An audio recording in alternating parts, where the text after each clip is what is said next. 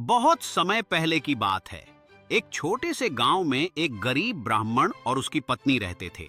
वे बहुत धार्मिक थे, लेकिन उनकी आर्थिक स्थिति बहुत कमजोर थी। फिर भी वे हर व्रत और पूजा पूरे श्रद्धा से करते थे। एक बार फाल्गुन महीने की चतुर्दशी तिथि आई, जिसे संस्कृति चतुर्दशी कहा जाता है। ब्राह्मण की पत्नी ने इस दिन व्रत रखने का निश्चय किया।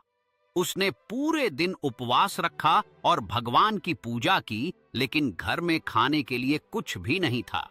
उसी समय गांव में एक धनी व्यापारी रहता था।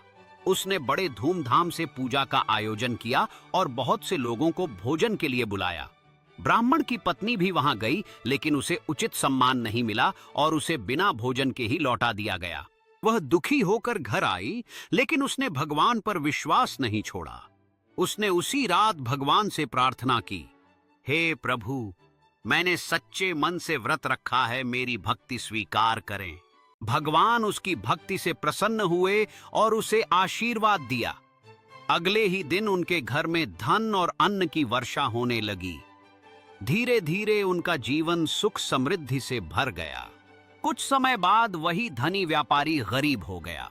उसे अपनी गलती का एहसास हुआ कि उसने एक भक्त का अपमान किया था। वह ब्राह्मण के घर गया और क्षमा मांगी। ब्राह्मण और उसकी पत्नी ने उसे माफ कर दिया और उसे भी सही मार्ग दिखाया।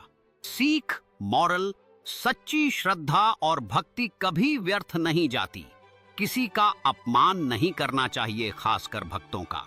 भगवान हमेशा सच्चे मन से की गई पूजा का फल देते हैं।